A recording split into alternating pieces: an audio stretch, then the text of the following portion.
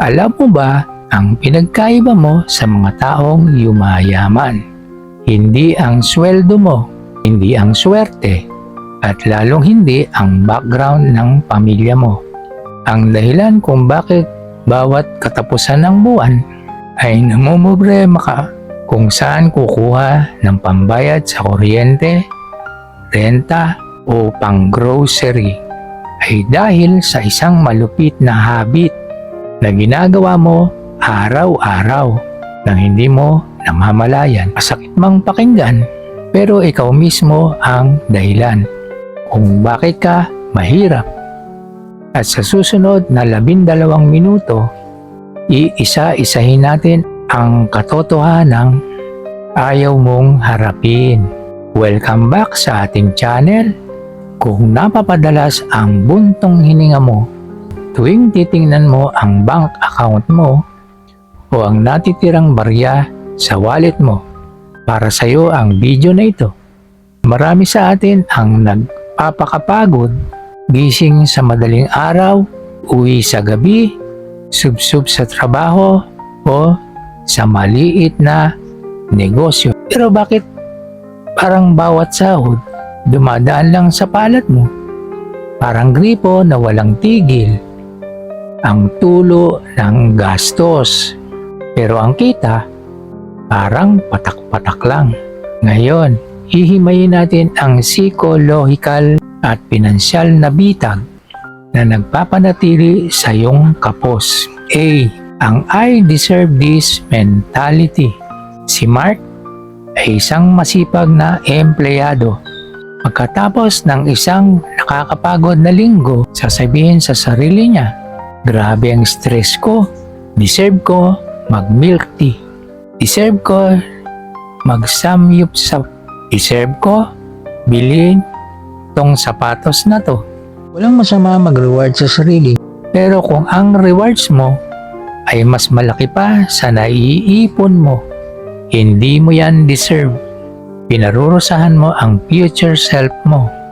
Ang I deserve this mentality ang numero unong dahilan kung bakit ang mga middle class at mahihirap ay nananatiling baon sa utang.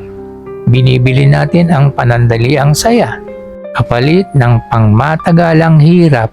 B. Ang invisible expenses o lifestyle inflation. Noong nagsisimula ka pa lang, ang sweldo mo ay 15,000 pesos. Nabubuhay ka naman. Ngayong sumusweldo ka na ng 30,000 o 40,000 pesos. Bakit kapos ka pa rin? Biglang nagbago ang panlasa mo. Dati instant coffee, okay na. Ngayon kailangan may tatak na sirena. Dati commute. Ngayon laging nakaangkas o ride-sharing app. Habang lumalaki ang kita, sumasabay ang taas ng gastos.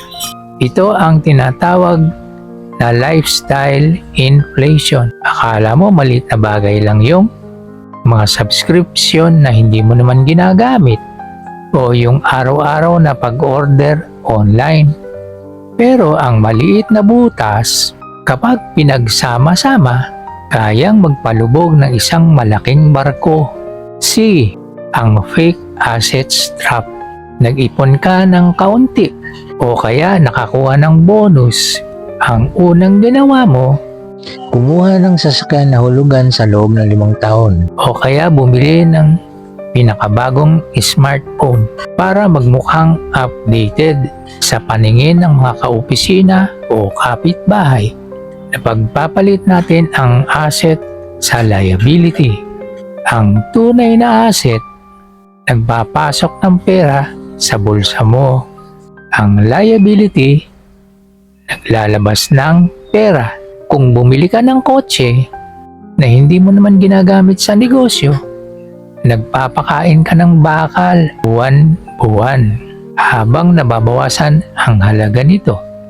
Pinayayaman mo ang bangko habang pinaghihirap mo ang sarili mo para lang sa validation ng ibang tao. D. Ang kakulangan sa financial literacy. at pagpapakumbaba. Kapag pinag-uusapan ng pera, marami ang nagsasara ng isip. Basta may pambili ako ngayon, okay na. Ayaw magbasa ng libro, ayaw manood ng financial education, ayaw matuto kung paano mag-invest dahil sakit lang sa ulo. Ang pag-asenso ay hindi tsamba. Ito ay isang skill kung paano ka natutong mag-drive o magluto. Kailangan mo ring pag-aralan kung paano hawakan ang pera. Kung palaging mas mataas ang pride mo kaysa kagustuhan mong matuto, habang buhay kang magiging biktima ng sarili mong pinansyal na kamangmangan. Konklusyon, ang pagiging kapos ay madalas na hindi problema sa kung magkano ang pumapasok na pera sa iyo, kundi problema ito sa kung paano mo ito pinahahalagahan at pinamamahalaan. Masakit aminin na marami sa mga maling desisyon natin ang nagdala sa atin sa kung nasaan tayo ngayon. Pero may magandang balita. Kung ikaw ang dahilan kung bakit ka kapos, ibig sabihin nasa kamay mo rin ang solusyon. Hindi pa huli ang lahat. Pwede mong itigil ang pag-ubos sa pera mo sa mga bagay na walang kwenta at simulan mong itayo ang kinabukasan mo. Kung umabot ka sa parting ito ng video, ibig sabihin seryoso ka na baguhin ang takbo ng buhay mo. I-comment mo sa ibaba ang salitang "Hindi na ako magiging kapos" para malaman ko kung sino ang mga handa ng magbago ng financial habits nila. Huwag mong kalimutang i-click ang like button kung may natutunan ka at mag-subscribe para hindi mo ma-miss ang mga susunod nating pag-uusap tungkol sa pagpapalago ng pera. Panoorin mo rin ang video na to na lumabas sa screen mo ngayon. Dahil dyan ko ipaliliwanag kung paano ka naman magsisimulang mag-ipon kahit maliit lang sweldo. Ako si Orly ng Diskarte ni Orly. Tandaan mo, ang tunay na yaman ay nagsisimula sa tamang kaalaman. Kita-kits tayo sa susunod na video. Bye-bye!